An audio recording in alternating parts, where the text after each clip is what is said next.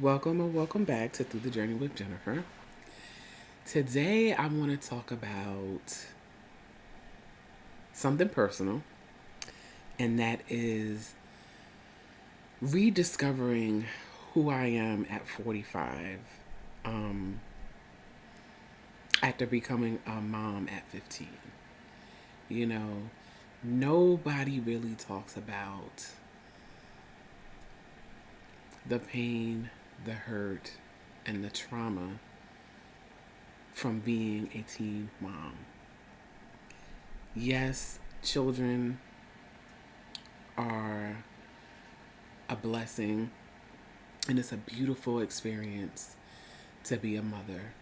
And I have no regrets becoming a mom at 15. And I know that becoming a mom at 15 has made me the woman I am today. And I had to grow up a lot quicker than most. But I learned a lot and I experienced a lot of things.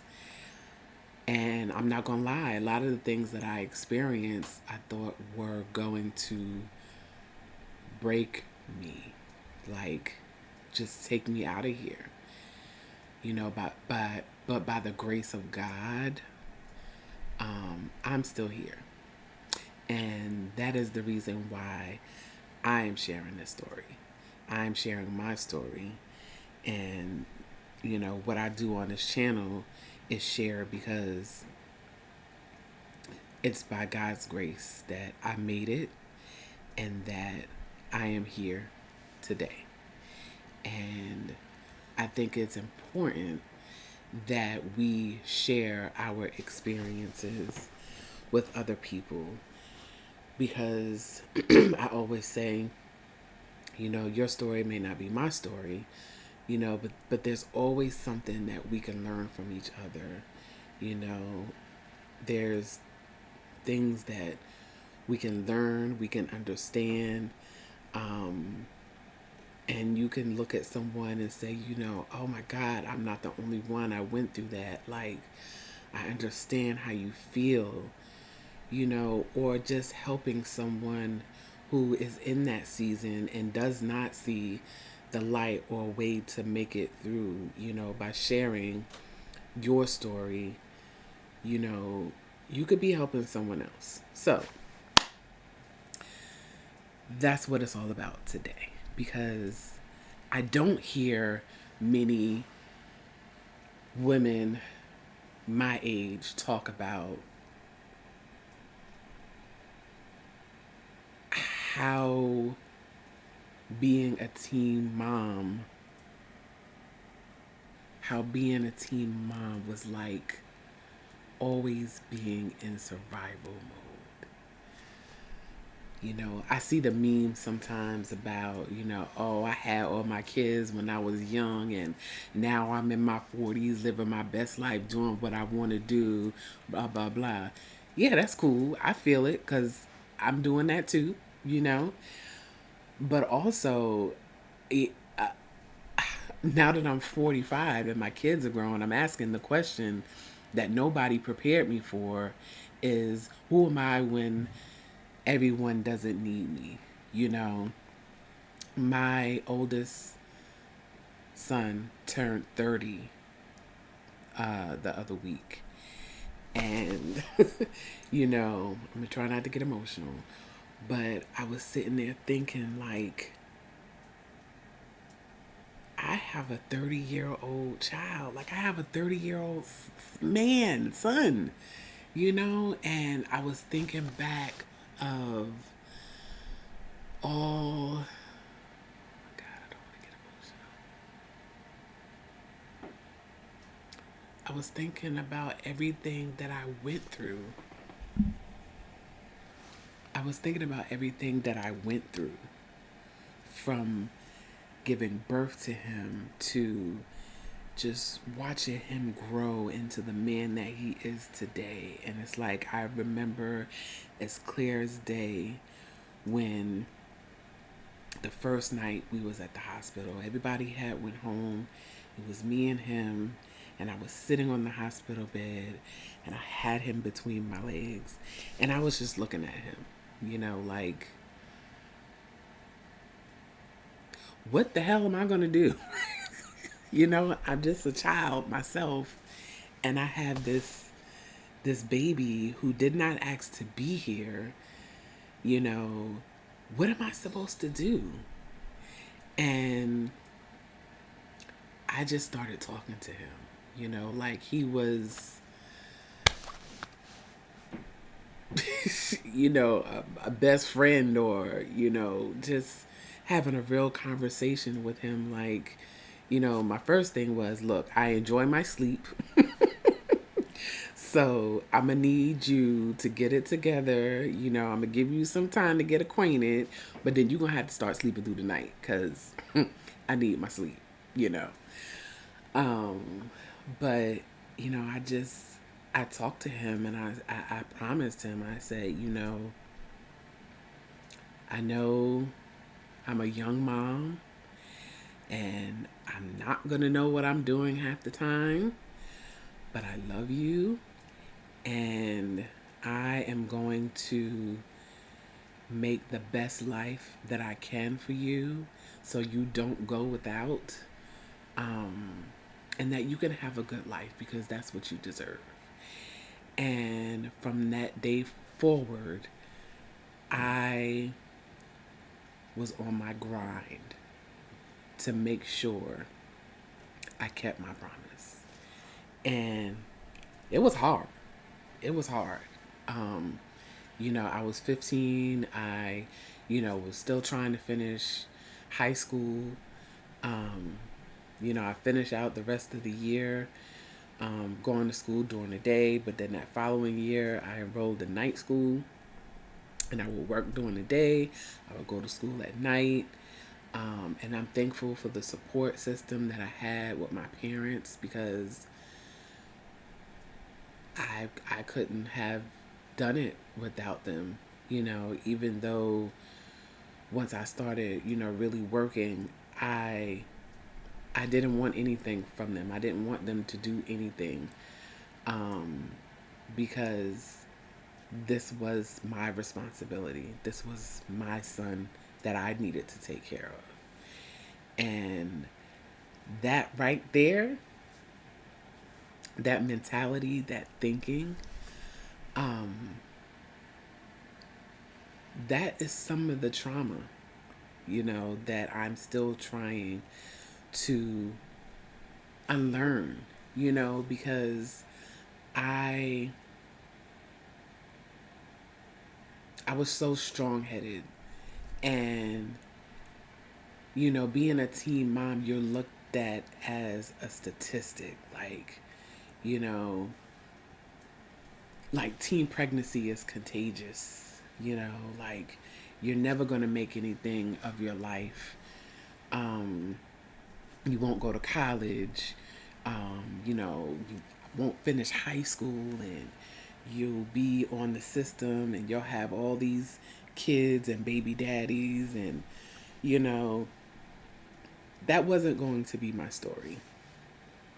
And because that wasn't going to be my story, and I heard that, um, that made me push even harder and not want help from anybody. But that wasn't a good thing, and that's why, you know, therapy right now is so important because I'm trying to unlearn that. Because we all need help, you know, and I never wanted help from anybody. Um, I was going to figure it out. Um, Whatever it took, I was going to figure it out, and I was going to make it happen on my own. Becoming a mom at 15, when you're still a child yourself, life moved into survival mode. And responsibility became my identity. I was responsible for this little baby, this little boy that was growing.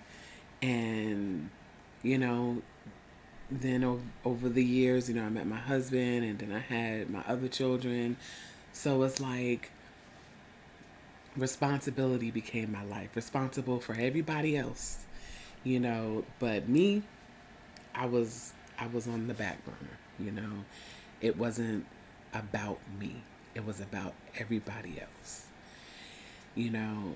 And also being a teen mom, the trauma no one really talks about is the lost parts of your youth.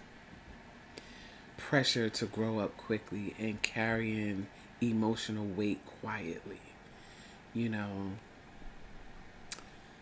I did not get to be a teenager, really. Um, I was busy working, going to school, buying Pampers, buying formula, buying clothes because the babies grow so fast. Um, I did not have a typical teenage life where I could hang out and go to the movies or go to the mall or, just hang out at somebody's house. I did not have that.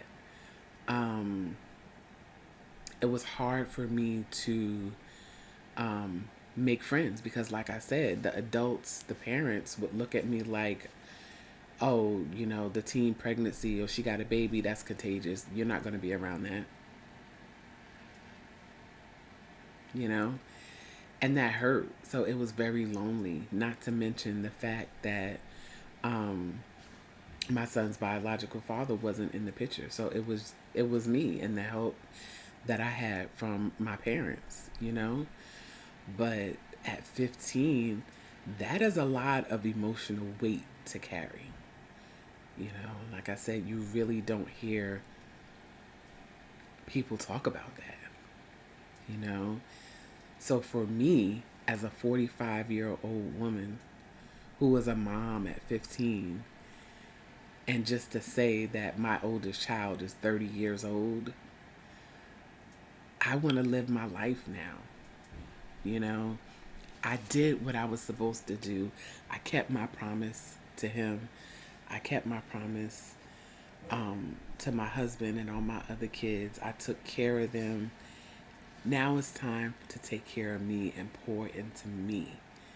You know, figuring out what makes me happy, figuring out, is this career that I have, do I even want this? Let's be honest. You know, um, I picked this career because I knew that I could make a great income to support, you know, my household, my family. But is it something that I want to continue doing for the rest of my life? No. And I'm figuring that out. I'm figuring what does this next season look like for me career wise. I had to set a lot of boundaries at work over the past couple of years. Um, and just dealing with corporate America in general. It's draining. And I don't want to be drained for the remaining years that I have left. And I think about that because tomorrow is not promised. Tomorrow is not promised for anyone. And one thing I don't want to have is regrets. I want to live my life to the fullest. I want to enjoy what I'm doing every day. I want to be fulfilled. I want to be at peace. I know I'm realistic and I know every day is not always going to be a great day. But I want it to be the best day that it can be um, while I'm doing something that I enjoy. Another thing I thought about, you know, thinking about my son turning 30 is we grew up together. We grew up together, like I'm learning adulthood while parenting and trying to do the best I can with what I know, which of course was not a lot because I was freaking 15 years old, and I don't think I did too much on sacrificing what my dream was at that time, um, because I did want to go to college. You know, I think I wrote this in one of the books I did, "The Fragrance of a Resilient Woman." How, you know, when we're young, some of us have this picture of what life, is gonna look like for us, once we finish high school. And I was one of those girls who said, "This is what my life is gonna be like." Being a mom at 15 was not part of that plan. But, a different world was out when I was young. And that image of seeing people who look like me going to college, and supporting each other. It's like, okay, I knew I wanted to go away to college. I knew I wanted to go to a HBCU. And then I wanted to be a lawyer.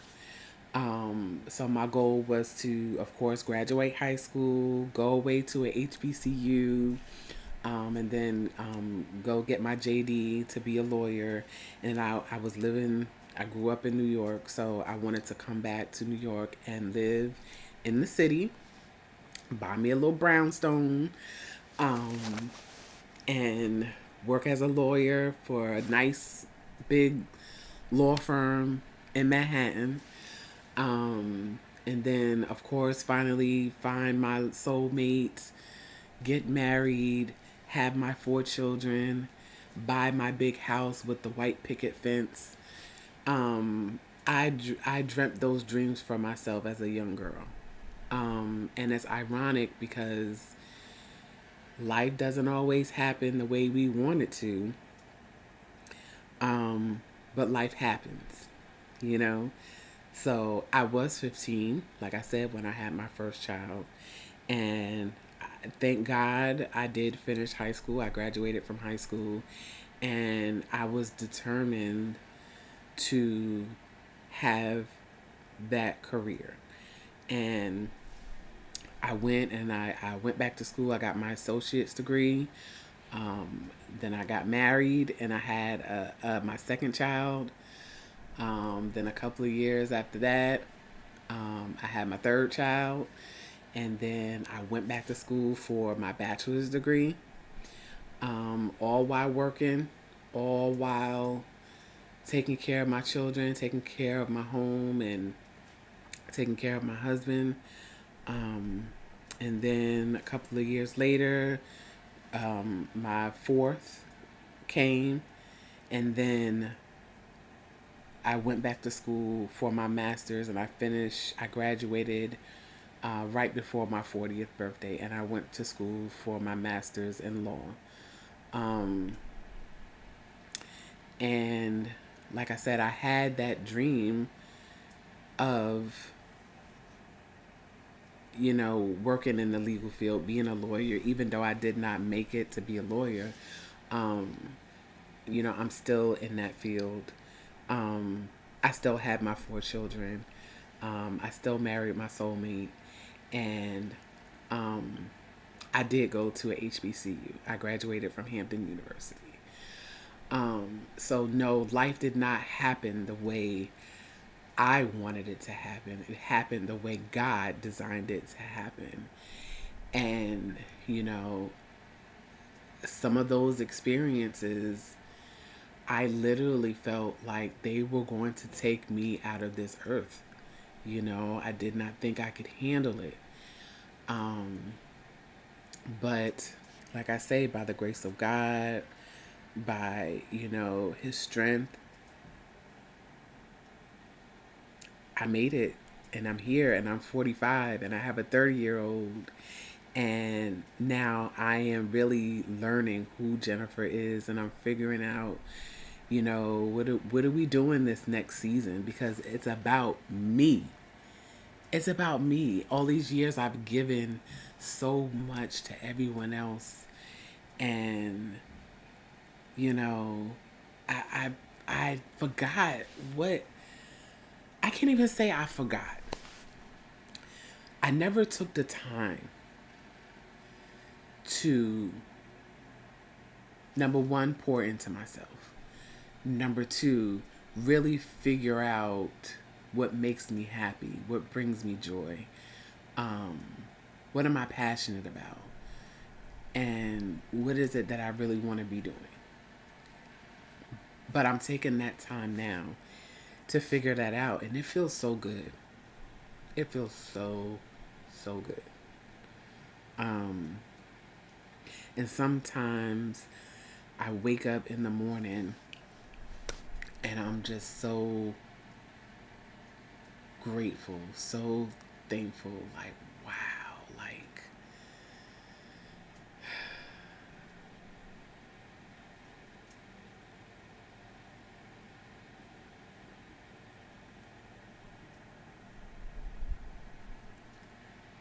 I made it.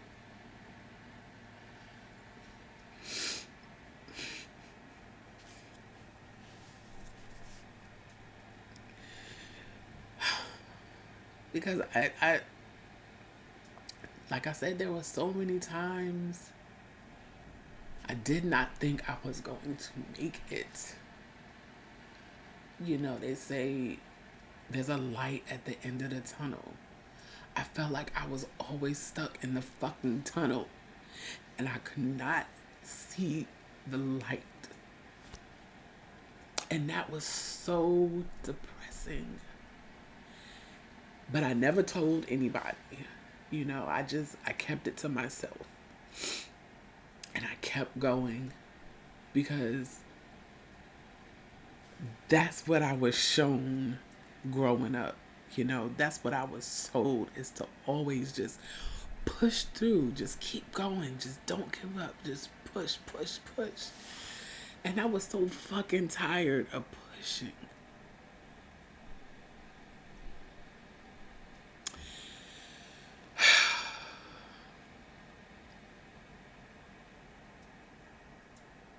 But I made it.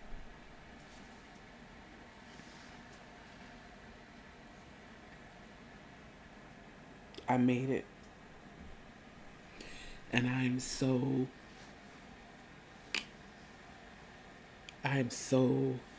grateful that I made it. And, I've talked about on this channel and even my social media, I've been so transparent about therapy, and my mental breakdown that I had. All of that happened because I was just holding so much inside, you know? And there were so many things that I experienced that I never really dealt with because I had to keep going. I had to keep doing. I had to keep showing up for everybody else. And I kept putting Jennifer behind. I kept forgetting about her because I was so worried about disappointing everyone else. I was so worried about failing or messing up or being a disappointment to someone else. And I needed that breakdown. Um, and I really think if I did not listen to my body when I had my breakdown,